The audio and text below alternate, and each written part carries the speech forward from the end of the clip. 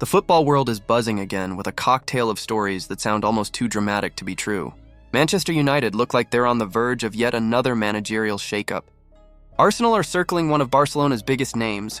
Al-Nassr have placed an astronomical bid on the table for Phil Foden, and the French national team might be stepping into a new era under one of the game's great icons.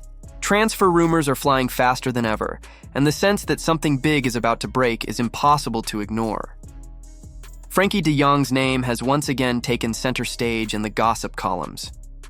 Arsenal are reportedly leading the race to secure his signature, and the timing couldn't be more critical.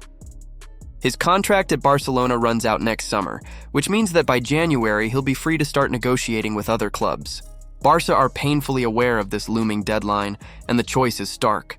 Either sell him now or risk losing him for nothing. De Jong played 46 games for the club last season, notching 2 goals and 2 assists, but his true value doesn't lie in the numbers. It's in the rhythm he brings to midfield, the calm assurance with which he dictates the tempo, his reliability in both breaking up play and sparking it. He's been the heartbeat of Barcelona's midfield in many ways, and at 28 years old, he's still a world-class presence. For Arsenal, the appeal is obvious. Mikel Arteta's system thrives on control, flexibility, and intelligence, and De Jong ticks every box. He can drop deep as a holder, glide past players with the ball at his feet, and keep the tempo exactly where Arteta wants it. In a young and hungry Arsenal side, he would add experience and composure. The problem, however, is the financial side. Frenkie's wages at Barcelona are a reported $315,000 a week, and Arsenal simply don't have anyone on that level. Handing him that kind of deal would smash their wage structure to pieces and risk unsettling the dressing room. Add in the whispers of Saudi clubs circling with blank checks, and the Gunners find themselves in a battle where the dream of London glory might not be enough to compete with the financial juggernaut of the Gulf. And then there's the possibility that this is all smoke and mirrors, a ploy from De Jong's camp to pressure Barcelona into offering him a more lucrative new contract. Still, if he did make the switch to the Emirates, it could be transformative.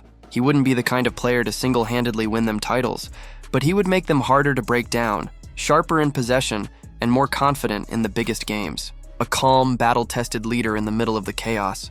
Barcelona's decision over the coming months will dictate the story: hold and risk or sell and rebuild. For Arsenal, it's the kind of opportunity you don't pass up lightly. Across the channel, the French national team is preparing for its own new chapter. Zinedine Zidane has been confirmed as the next manager of Les Bleus, and while everyone suspected it would eventually happen, seeing it finalized feels seismic.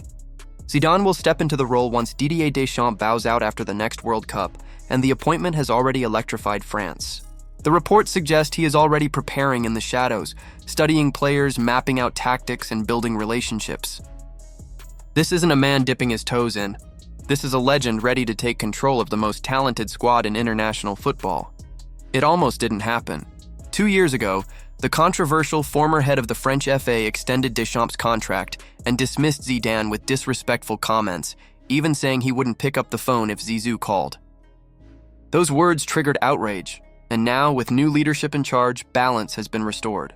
Zidane's arrival feels not only natural but inevitable. Kylian Mbappé has already spoken about it with reverence, calling Zidane the one man in French football who carries the authority to lead without question. With this squad, Zidane's man management, simplicity, and aura could turn an already dominant side into something close to untouchable.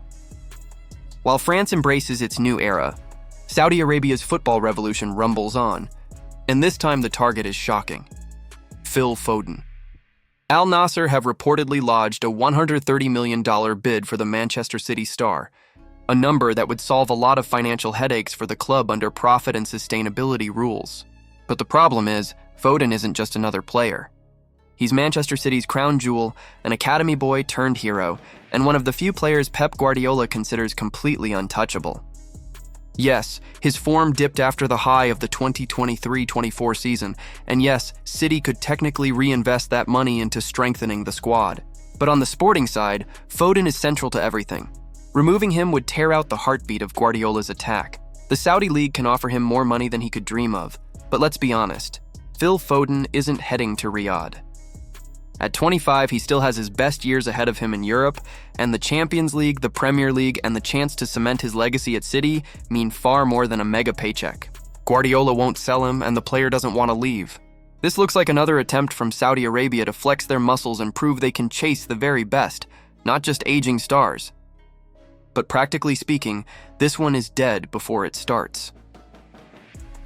Over in Italy, Juventus have slammed the door shut on Chelsea's approach for Kenan Yıldız. The Blues, desperate for a spark of young attacking talent, put $70 million on the table for the Turkish wonder kid, only to be laughed out of the room. Yıldız is locked into a deal until 2029 and already being tipped as the new face of Juventus. The club believes his real value is closer to $100 million, maybe even more, and they have no interest in letting him leave anytime soon. For Chelsea, this is both a setback and a sign of their ongoing obsession with hoarding tomorrow's superstars. They'll be back in January with an improved offer, but Juventus are in no rush. For now, Yıldız is staying put, and Juventus are making it clear they intend to build their future around him. And then we get to Manchester United, where chaos seems to be the only constant. Ruben Amorim, under fire after a humiliating 3-0 defeat to Manchester City that cemented the club's worst league start in over 3 decades, has delivered an ultimatum that stunned everyone. When I want to change my philosophy, I will. If not, you will have to change the man. In other words, sack me if you don't like it. His stubborn commitment to a 3-4-3 has baffled fans and critics alike, especially when it involves dragging Bruno Fernandes, one of the league's most dangerous attacking midfielders, into a holding role. It's the tactical equivalent of playing Van Dijk in midfield and then wondering why the defense collapses. The frustration is palpable. United spent more than $200 million in the summer, yet their relegation odds now sit at 11%, higher than their chances of finishing in the top 5. Amorim insists the team is improving under the surface, but fans see only decline. Meanwhile, Sir Jim Ratcliffe sits in the stands, stone-faced, watching his investments sink. Benjamin Šeško, the marquee summer signing, is struggling, while Rasmus Højlund, the player United let go, scores instantly for Napoli. Rumors are already circulating about his successor, with Xavi's name being mentioned. The former Barcelona boss has publicly admitted he's interested in a Premier League project, and some within United see his style as a return to the kind of attacking identity the club craves. But it would be another gamble in a long list of managerial gambles since Ferguson retired. For Amorim, the writing looks to be on the wall. It's no longer a question of if, but when, and who will be waiting to take his seat when the axe falls. So that's where we stand. Arsenal weighing the risk of breaking their wage structure to land Frenkie de Jong. Zidane poised to lead France into a golden era. Al-Nassr throwing money at Phil Foden with no real hope of success. Juventus holding firm on Kenan Yıldız, and Manchester United staring at the brink of another managerial sacking.